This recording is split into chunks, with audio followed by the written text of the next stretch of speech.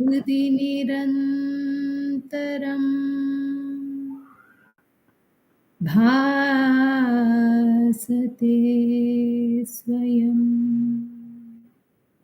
लिख्यते कथम्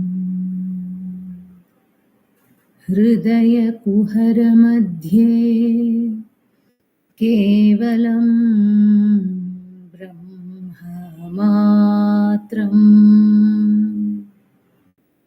ह्यहमहमिति साक्षात्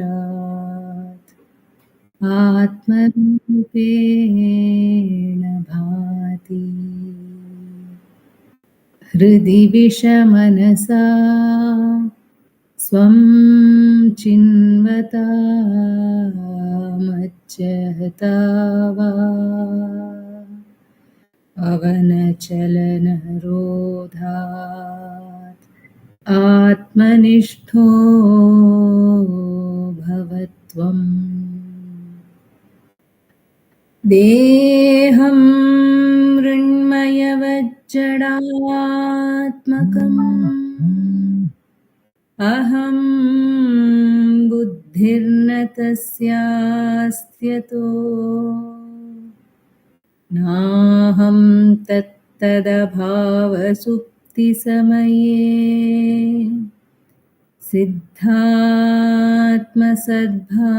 सिद्धात्मसद्भावतः कोऽहं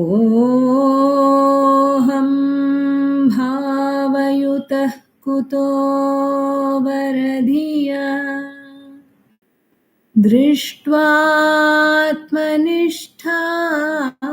दृष्ट्वात्मनिष्ठात्मना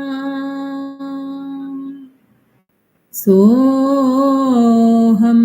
स्फूर्तितया अरुणाचलशिवः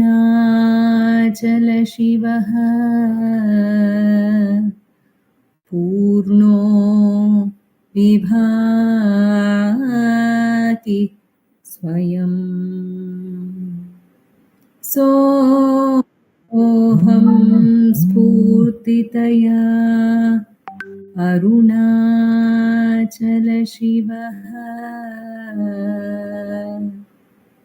पूर्णो विभाति स्वयं. नमो रमण.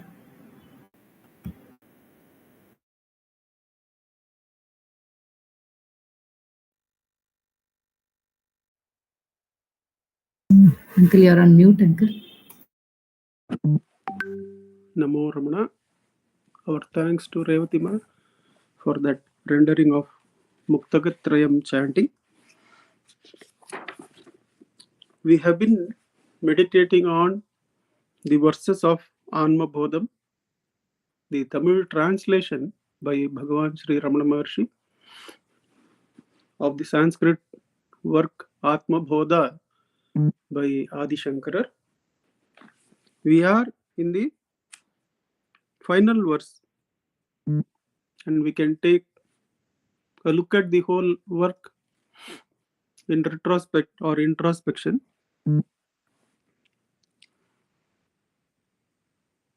திக்கிடம் காலமும் தேடாமல் என்றும் எத்திக்கும் ஆர்ந்து குளிர் முன் தீர்ப்பதாய் எக்களங்கமும் அற்ற நித்யானந்த ஆன்ம தீர்த்தத்துள் தோய்வுற்றவன் யார்?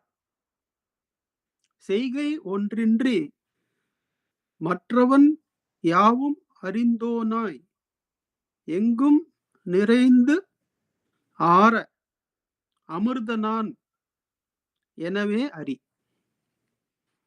This is the verse.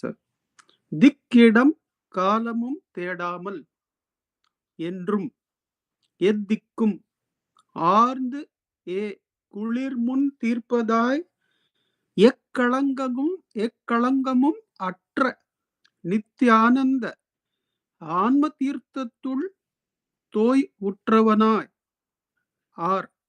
உற்றவன் யார்?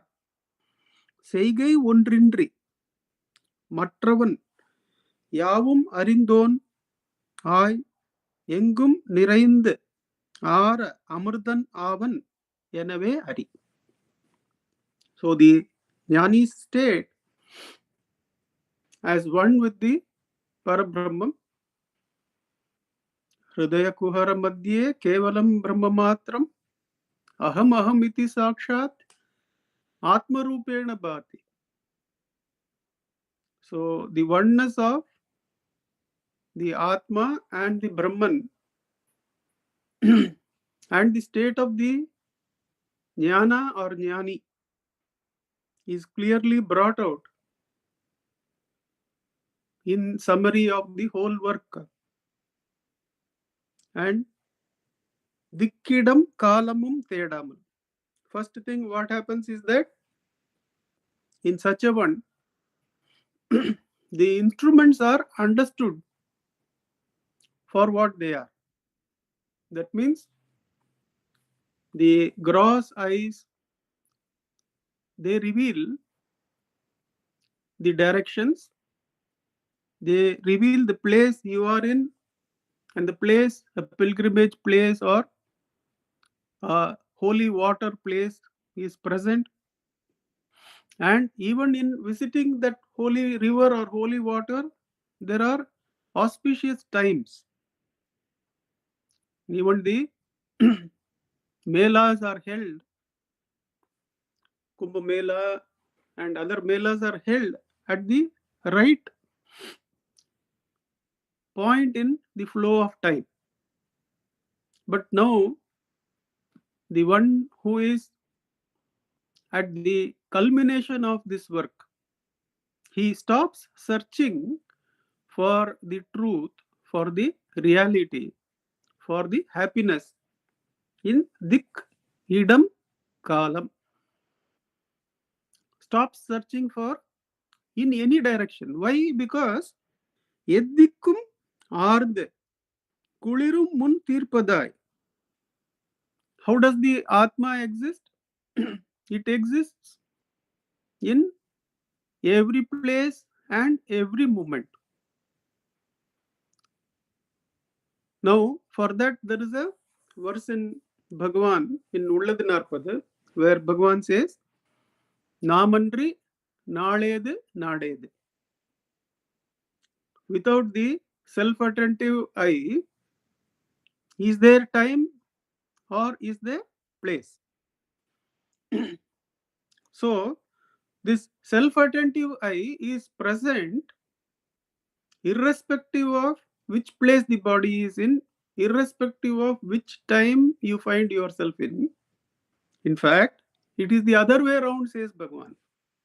The flow of time and the expanse of space do not exist independent of the self-attentive eye, whereas the self-attentive eye can exist independent of the dik and the desam and kalam.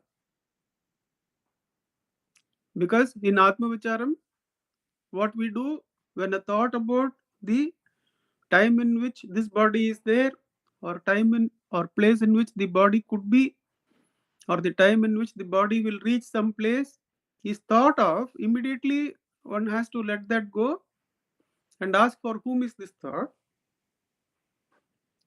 The self-attention will reveal that even in that place, the self-attentive eye has to be there. The place would have changed, but the self-attentive eye remains the same. Therefore, the self-attentive eye is present in all the time and in all the places. There is another way to look at leaving Dikkidam Kalamum Tedamam, which is given by Bhagavan in another verse, where he says, Namudal Endril, in the same verse only, Bhagavan says that Namandri Naledu Nadedu, Nadum Kal, Nam Udambel, Nal Natul Nam Padu. During the search, when we identify with the body, we get trapped in time and space. So, not searching in time and space, we can look at it in another significant manner. That means not looking for anything in any person, because what are the bodies we are seeing to which we have given names, and we feel this is my brother, this is my sister, this is so and so, president, vice president, principal, prime minister, all we are referring to a body. And what does Bhagavan say in this verse? The moment you identify yourself or others with the body, you get trapped in time and space. Why so? Because the body has been born on, let's say, 10th November 1962, average life 66, 67 years. You extrapolate it another 2, 3 years, you falsely feel that the body will be alive for 2, 3 years, which guarantee is not given to anybody. But you get trapped in that time, and you feel that this body begins here and ends here, and therefore is firmly inside this room, which room is present inside a geographical location. So all the forms with whom we are related during our waking state are all granthis of time and space, are all knots of made of time and space. And we attribute various kinds of emotions and relationships with these knots of time and space. What do I mean? That we stop searching for the real tirtham in any of these knots of time and space. What do I mean by that? Because most of the time we don't inquire about pilgrimage places, and where do we search? We search for happiness in people. Some group of people jointly searching for something, or one relationship which we have valued as this relationship has been there from so many janmas. Therefore, this particular relationship should say, and then because of that, you have so many negative emotions and you have so many false positive emotions attributed to that. And your day unfolds as an inquiry into how to find the reality, how to find the real peace or happiness in relationship with these knots of time and space. They are deshamum, kalamum, kalanda, kalap. Each of those bodies, we'll call them as brother. This is my brother. And most of the time, we may have the false happy thoughts. But then there will come a time when something that seems so dharmic and so natural is flouted. Is flouted, or it may be even simpler personal non-agreement that we may have, which is what it is most of the time. But when it is dharmic, the darkness seems to be even more deep. How can such a thing be done? And that thought about that knot of time and space keeps occupying us for days. How could such a knot of time and space act like that towards this knot of time and space? But our inquiry is not as clear as this. That is what the modern behavioral psychologists, one called Daniel Kahneman, he has been awarded Nobel Prize sometime back in economics. He finds two kinds of thinking. One is called as fast thinking, and another is called as slow thinking. He says that the fast thinking is what we call intuition, and slow thinking is where we put effort and look into what exactly is happening. And he says most of our false thinking is imbued with ignorance, but we assume people are all very reasonable, and the whole of economics is built on that people are reasonable in their expression of the financial part, but then they are hardly so, is his finding, and for that he wins Nobel Prize. But we can take that very quickly our fast thinking identifies with this body, and with that only we interact with the other people, that they are also knots of time and space, and our exploration to finding the real happiness through them, that seems to be the major part of our finding the tirtha. That it's really not about the pilgrimage places where the acharya assumes that we will have interest. But it is in the relationships, especially these days, when even Harvard finds that happiness is in having one relationship extended over periods of trust and doubt, and crossing over many things and enduring. That is more happiness than any of the money you can have, any of the education you could have had, or any position that society may accord you. This is a 75-year-old study, 75-year continuous study in Harvard, of which they have come with the findings that one relationship that endures. But still, what are we looking for? We are assuming we are this knot of time and space, and we are looking for happiness in another knot of time and space, another person. Whereas Bhagavan says that you are not this knot of time and space, nor that knot of time and space, but you are the I that is pure and underlying all the selves. That is brought out in another verse in Ulladanarpadu, where Bhagavan talks about these individual knots of time and space. He says, only after the first person time and space knot arises, the second and third persons will arise. Tanmayan nunmayai tanaindu. When you inquire into the truth of the first person knot and space, all second and third person knots and spaces will get disentangled, and the first person would have got dissolved on the inquiry. Along with that dissolution, you understand that the other person whom you have been antagonistic throughout the day is really not there. That there is only one self, and the reality of calling that person as brother or sister was holding you, and holding you in tight embrace in the samsara, where the other thought did not come and tell you, I exist. We hold that time and space knot and feel that person should not have done like this, and seems so real that the entire day we. But Bhagavan gives us a way to come out of that. He says, observe the breath, then the emotions come down. That the emotional linkage to the thought that that person is like this, I am a good person, it comes down, and the thoughts are available for inquiry. So, for whom is this thought when we inquire? It is for me. The who am I takes you to the pure I that is free of all the associations. What does it mean? What is the other person? The other person is nothing but thoughts about his body, and some thoughts about the education or the interactions he has had. That agglomeration we call as X. And we are nothing but the association with this body and a set of thoughts.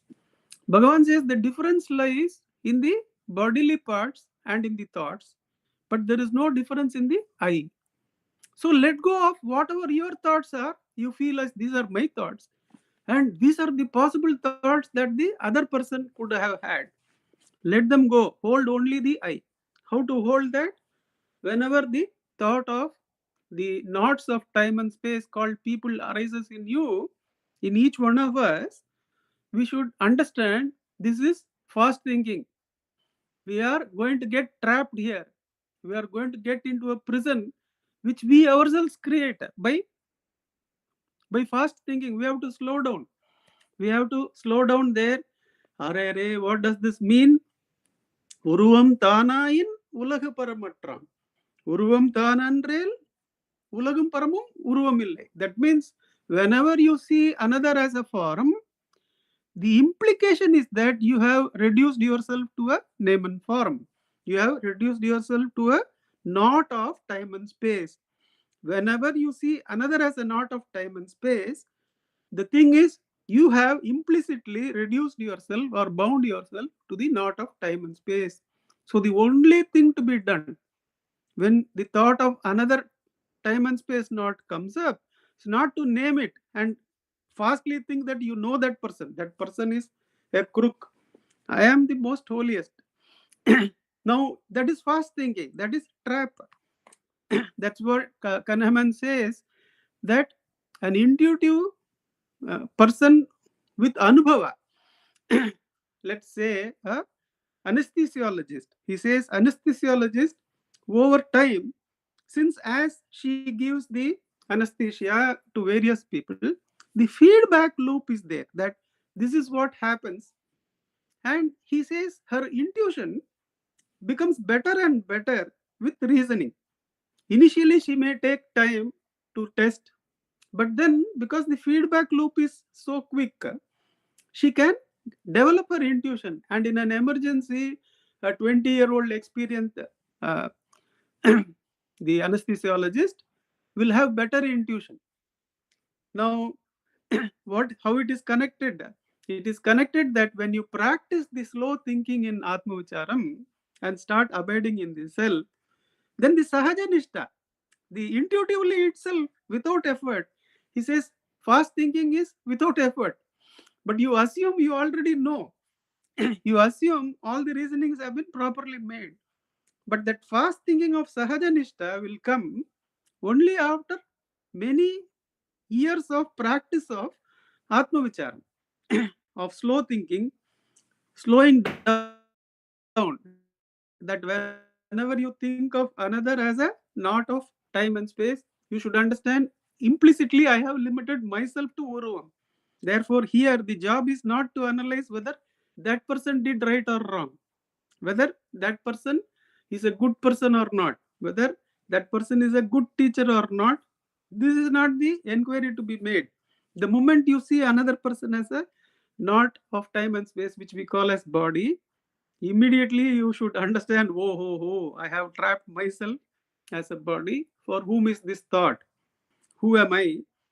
That is going to Atma Tirtham. What is that? Is uh, Kulir Mun Tirpadai. In this Tirtham, there is no chill or there is no Ushnam.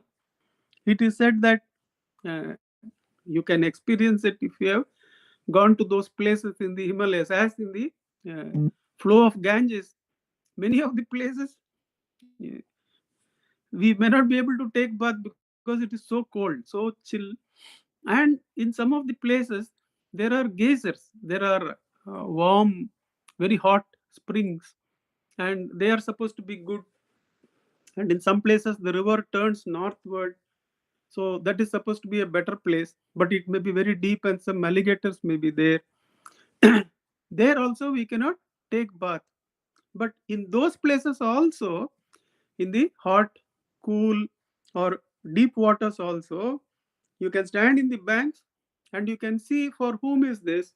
The Atma Tirtham is present there also, without the heat, without the chill, without direction, without knots of time and space, which could be panning out as time and space there in the world, or time and space knots called various bodies, to which we give name. Engum Kalangam Atru. Some of the waters we may want to take bath. I still remember years before when we were in Kerala, we had gone to Guruvayur temple, and early in the morning we were to take dip in the lake. We had gone there, and we found that around us lot of uh, dirt was there. But then the very practice of Atma Vicharam is towards that thought-free consciousness, where எந்த களங்கமும் இல்லாத தீர்த்தம். There is no direction, there is no place in which you need to look, because it is available in all directions, in all the places. There is no particular time which is either auspicious or inauspicious. It can be searched in any time in the now, and it is ekkalangamumil. Some places the waters may not be pure enough for us to take a dip, whereas with the Atma Tirtham, it is never like that. Ekkalangamum atra. Nityananda Anma Tirthathul Toy Utravanai.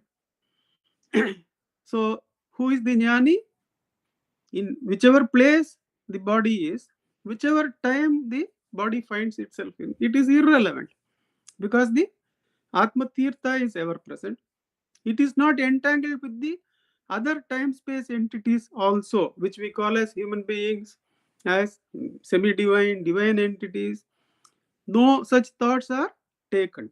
This morning we were reading a talk where Kohan, SS Kohan is asking Bhagavan, it is said that in such and such a group, a person goes to nirvana every night in the sleep, and in that light he sees the Guru Swarupa of many of his earlier gurus. And not only that, another current well recognized member of the same group is favorably talking of that person. And Kohan asks, how is this? Are you not saying that the self is just awareness of pure being, consciousness of pure being? Bhagavan says, yes, self is the awareness or consciousness of pure being. It does not have these knots, may not be of the sensory time and space, but if they have any other form also, then they are of a knot of time and space in that dimension. It may be of some form of light, or less of light, or more of light, but they are also granthis. They are also knots of time and space. So whenever you see the normal entities which are knots or about divine entities, one should not rest there. One should understand that now I am able to reflect on what was happening in the old Bengaluru, where the divinest entity whom we can know of was sharing space with great divine ones around him. And that is what we read in talks with Sri Ramana Maharshi. But can we stop with just reading that? We should immediately practice for whom is this thought, uh, and dip into the Atma Tirtham.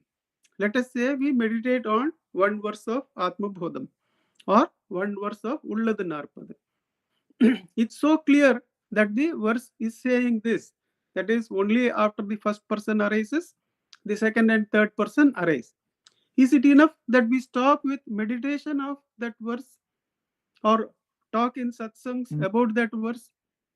No, we have to actually implement it by saying that I have to inquire into the first person arising in me. That is, I have to dip into the Atma Swarupam. Even the words of Ulladu Narpadu, which are divine, which Bhagavan says have this power to take you to the self, they also have to be dropped in practice. They are divine words. They can be meditated upon only when we have reached sufficient levels of sadhana. But then they are also divine words that are seen by the divine part of us. Don't stop there. What does those divine words say? The divine words say, inquire into the truth of the first person. Therefore, from that point, we should ask, for whom is this thought about this verse in Ulladu Narpadu? For me, who am I? And that is what Bhagavan says to sub-registrar Narayana Iyer. That when he says, Bhagavan, I can't practice self-enquiry, I can do only dhyanam. I can only meditate on the form of Ulladu Narpadu. Bhagavan says, that is enough. You keep meditating on that form. What will happen, Bhagavan, is Narayana Iyer's question. If I keep meditating on that granthi, on these holy words, Bhagavan says it will automatically, it will drop off its form. And the Atma Swarupa will shine in you.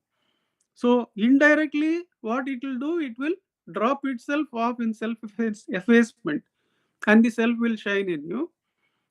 Anyway, those words will drop off. Therefore, even those words which have brought you to self-attention, one has to live in diving into the Atma Tirtham. The Atma Tirtham which does not have chill, which does not have Ushnam, which is not spread out as time and space, but is available at every time and all the places. And it is not spread out as various personalities. It is present within each personality. Therefore, it is present within us. Therefore, the one who is the jnani here will be sunk in the Atma Tirtham. Now, most of the Sanskrit verses and the interpretations, they begin with the next phrase. Seigai onrinri. The Seigai onrinri is how they start interpreting that having renounced all actions. Bhagavan doesn't say like that. Bhagavan says that seeking the self will make you actions free. So, which is the preceding thing to be done? Whether you find yourself with lot of activities which you really have doership and you are doing, or you are a sannyasi who has had the prarabdha, the good prarabdha of being taken away from the many relationships, but now identified with that one sannyasatva. Either of us, what we should do, we should start self-enquiry. We should do the search for the Atma Tirtham. That Bhagavan doesn't say first renounce the activities, become a sannyasi, and then do Atma Vicharam. Many of the Sanskrit works, when I see the interpretation, they start with this. Probably they have been interpreted by people who have taken that ashrama, which is good. But then see Bhagavan's interpretation. When you see Kanakamal write, she doesn't start with that. She says, you let go of Dik Desham, Kalam, and all the knots made of that, and start going towards this Tirtham. Then what will happen? Then you will be freed of doership and all, feeling that there are karmas, that feeling that something is pending, something I have not done. This duty could have been done better. Probably tomorrow I will do these things and feel completed. Those thoughts are not there. ஆத்மதீர்த்தத்துள் தோய்வுற்றவனார் யார் செய்கை ஒன்றின்றி, for such a one who is immersed or sunk in the Atma Tirtham, which is present where? Which is present everywhere, all the time, in everyone. So it has to be sunk within us, without connection with time and place, without connection with any of the entities who are all knots of time and space, but has to be searched within us.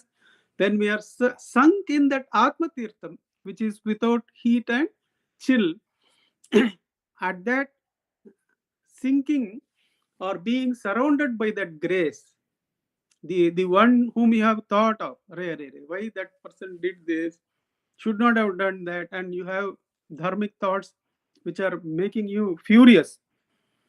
No, that was totally not correct. I have lived like this.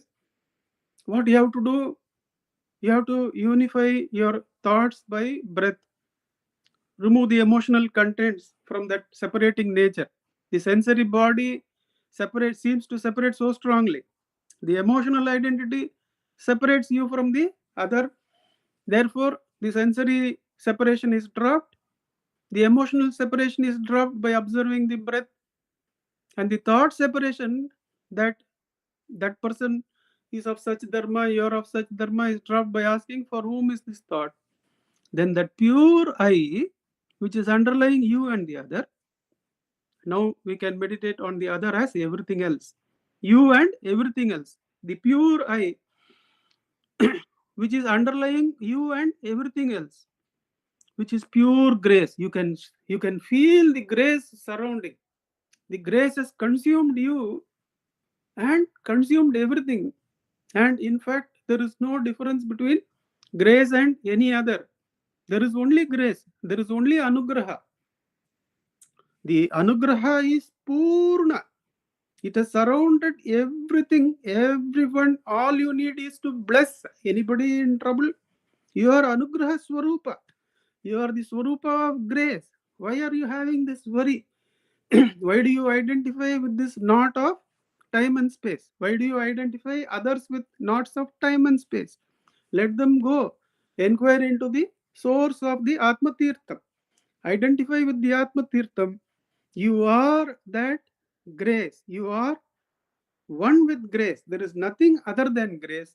Be ever aware of that. Your Nijaswarupa is the only thing to be had and shared. In that, where is the work? Even work is all grace only. It's all ebb and tide of grace. The works, the speech, Bhagavan says, in the enlightenment experience, he says, when he stilled the body, breath and mind, and inquired whether I am not here, the Atma Swarupa, the Atma Tirtham rises and engulfs as I. He says, the deathless spirit rose inside me. And I identified with it. I identified with grace. I identified with the deathless spirit. And subsequently, even when the body was acting, speaking, writing, doing things, this Purana never left me. It was like the fundamental Shruti note in any music. So the deathless spirit identity, just like we identify with human being now, the deathless spirit identity becomes natural, becomes sahaj.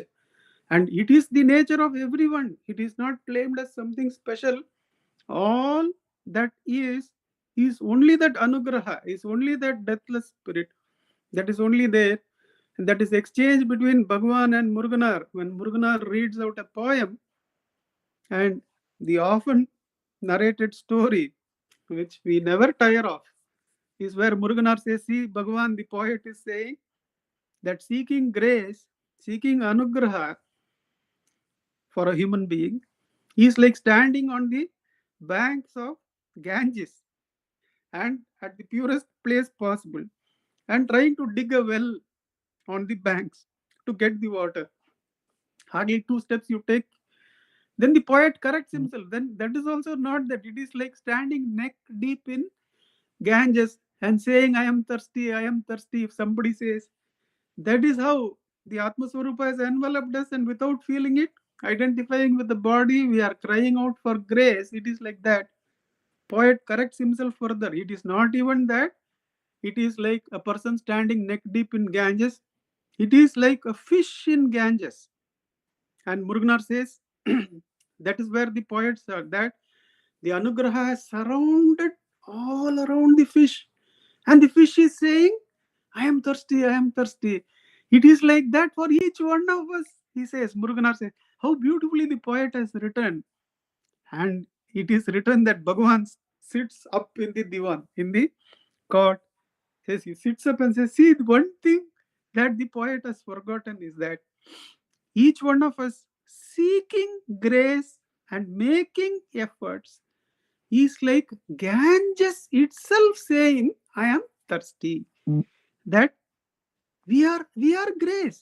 When the Chijjada Granthi is seen to be unreal, it is not there. Then there is only grace. There was only grace. There will be only grace. It is all grace. It is all anugraham only. There is nothing other than anugraham and grace. Therefore, there is no Saigai.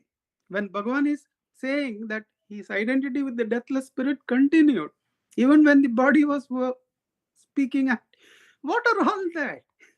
It is all only grace only. There is no, Bhagavan says, when the body is moving, then it is grace with the body consciousness. And when the body is not moving and still, then it is grace without body consciousness. One is samadhi with body consciousness, one is samadhi without body consciousness, but both are one and the same. Action and inaction become no different because everything is grace only. Even when the body is speaking, acting, doing things, breathing, the identification, the oneness with the Atma Swarupa, with this Purana, is not lost. So, செய்கை ஒன்றின்றி மற்றவன் அற்றவன் செய் ஒன்றின்றி அற்றவன் யாவும் அறிந்தோனாய்.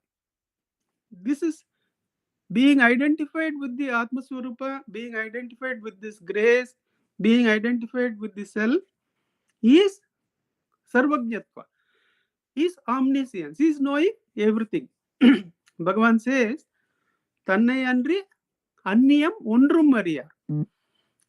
And in the Atma Sankirtana, Bhagavan says that தன்னை அறிதலின்றி பின்னை எதறிகில் என் தன்னை அறிந்திடில் பின் என்னை உளது அறிய. Without knowing the self, what is the use of knowing anything else? And once one knows the Atma Tirtham, one is sunk in the Atma Tirtham of the deathless spirit, what else is there to know? So all doings gone, sunk in the grace, nothing to do, because there is only the Atmatirtham. The bodily actions, breathing, speaking, emoting, everything is only grace.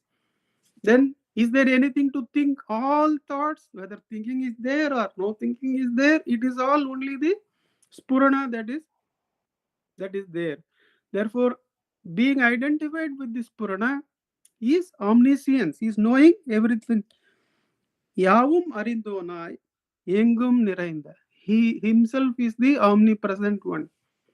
He himself is identified with the omnipresent self.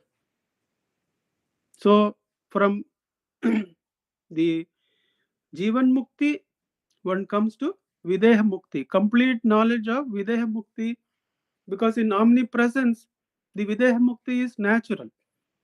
In omniscience and omnipotence, there is Jivan Mukti. There is the Jivan Mukti Sthiti of the Brahmavid, Brahmavid Vara, Brahmavid Varenya, all that is there. But then the Turiyaga, the one transcending, is the omnipresent one. He is the one who knows the secret of Mauna, that the self alone is. And Engum Nirainde, Amarndavanai, Amarndavanan Avan, Yenave Ari. Such a one merges into the self, which is the summum bonum of all actions, which is the summum bonum of all knowledge, and which is the omnipresent one, says the verse. That is where the whole work has brought us. The Atma bodham, through its verses of introduction, verses of talking about the world, verses of talking about the upadhis, the verses of talking about how the upadhi rahita jnana marga is there, and verses on the nididhyasana are there, verses on how the jnana sparks and starts coming as jnana udayam, and how the jnani merges in the self, how the self is nothing other than the Brahman, and what is the Brahma Lakshana, and then finally how, if one has not identified with the Brahman, then the Atma Vichara has to be continued, and that one should understand that it is the Chit has to move through the journey of the search for the source of the ego or the truth of the ego, and should not stop till the identity of the Aham and Brahman is revealed. Like everything is the Anugraham, everything is the Jnanam, and everything is nothing but the Brahma Swarupam. There is nothing else left to do, nothing apart to know, and no other being to be. That's why Bhagavan says to Kohan again. Kohan says, how can such ones, great ones, make this mistake that they can see the light of their erstwhile gurus in the light of the self? Then Bhagavan says that in that light of the self, there is no other. Therefore, there is no karma of seeing. Only if the jnana karma of seeing is there, the doing karma start. There is no karma of seeing. There is no karma of knowing also. So, there is nothing apart in that self for one to see and one to know. The very seeing and knowing are absorbed in the Atma Swarupam. And Kohan goes ahead and asks, how come such great ones can make such a mistake? And Bhagavan says, patience. That why do you go into that? You might have come through the route of that society. But then, right now, you should understand that at the right time, the right guru will appear and the right teaching will be there. And they will understand the teaching also in the right way and then come to the self. So don't now fret over why they have not reached. That will be your fall into that area. Have patience. Have you not taken time? Similarly, the right time will come and the right guru will appear and they will come to Atma Swarupam. Because it is the nature of the water droplet to get back to the ocean. Everyone will come back to the self. There is no doubt about that, because essentially they are all of the nature of the ocean. So don't even think that what will happen to all these people in bondage, because their nature is bound to rise and shine and consume them. That is the reality, not their limited nature is the reality. And that ajnana does not have real existence. So don't even fret over the non achievement by some great ones whom you are seeing. That is again going into the area of the non self. You come back to Atma Tirtham, says Bhagavan. Inquire for whom is this thought? Who am I? And learn the practice of abiding in the self. Slow down the thinking. Understand that you are identifying yourself. When you are thinking of another person bound, you have already bound yourself, and therefore put attention on your bondage and ask for whom is this thought. Slow down the thinking. Don't intuitively assume that the other person is bound. Then you will realize that in truth, there is no bondage, there is no liberation, there is only anugraham, there is only the Atma Swarupam, there is only the I, there is only the Brahman, and you can't be apart from that. Om Namo Bhagavate Shri Ramanaya. Namo Ramana. Shall we sit in Atma Vicharam till 8 o'clock so that then we can listen to Dr. Shardaka? Ujjalji, you can set the time for us. Thank you.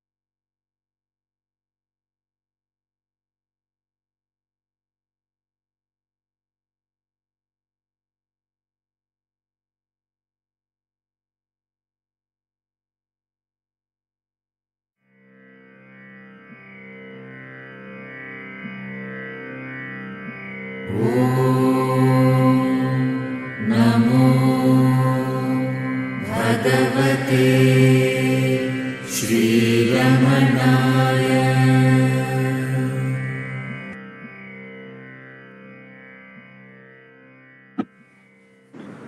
Namo Ramana. Namo Ramanaka. Namo Ramana.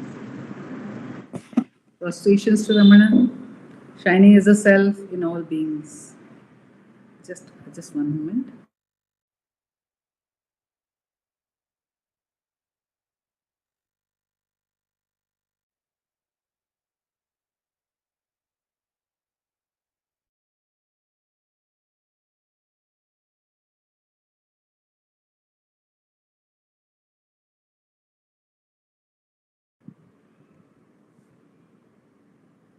Namo Ramana. Prostrations to Ramana, shining as a self in all beings. We have been blessed to complete the work Anma bodham, translated by Bhagavan, with the verse on the state of self-abidance, the wonderment where there is neither hot nor cold and it's total freedom. And it's very important that it is mentioned that it is neither hot nor cold. It is neither this nor that.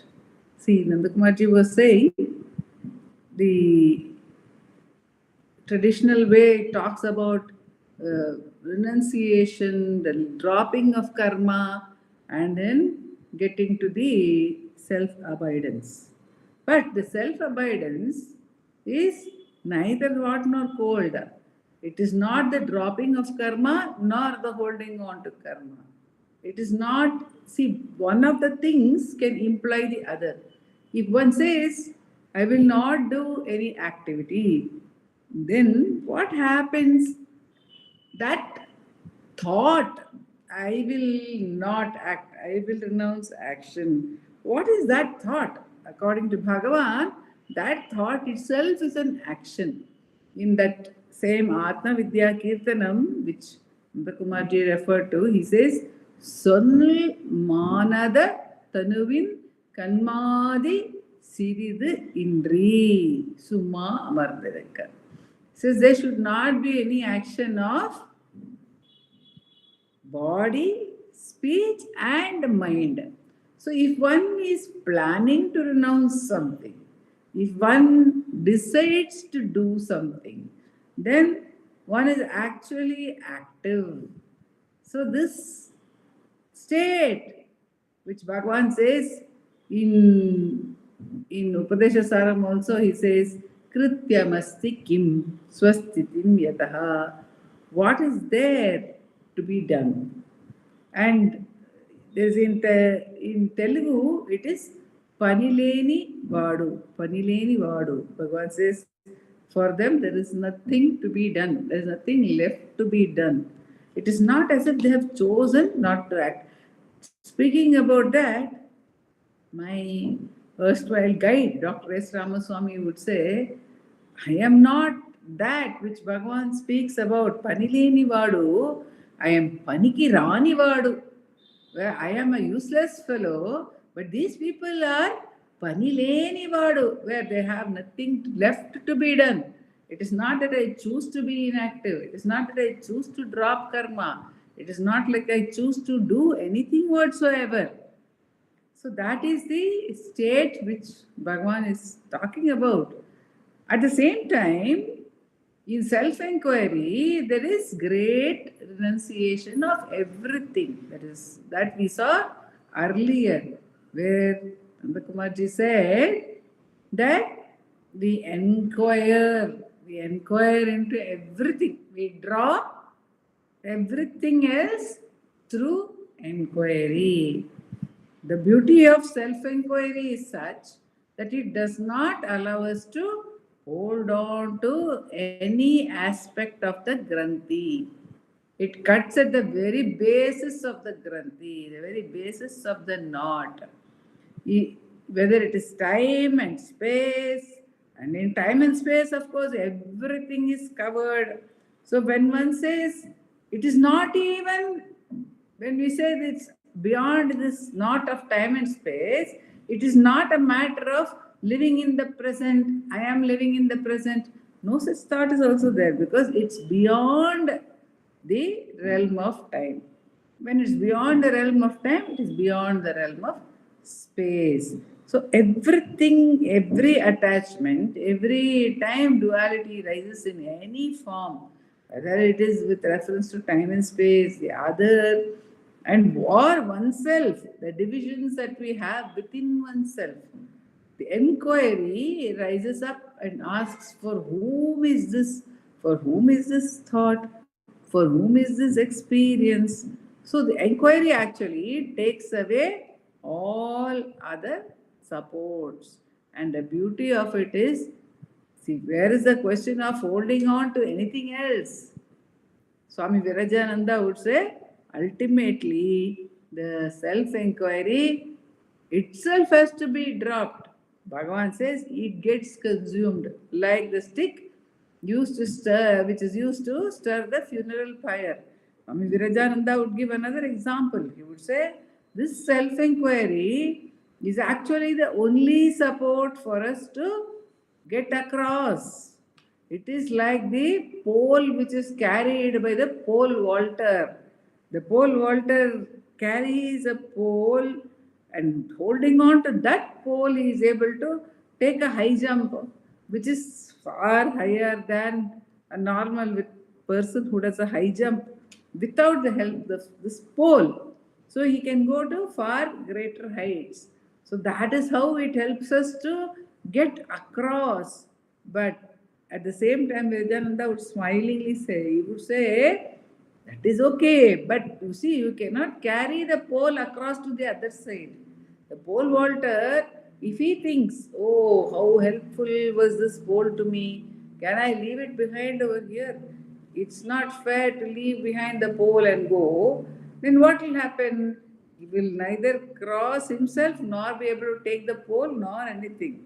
So ultimately, the self-enquiry also, it questions itself and it dissolves into the self. And it dissolves, when the self-enquiry dissolves, then very often Nandakumarji has explained to us that only the aham spurana rises, and the aham spurana alone exists. And then the aham spurana also subsides.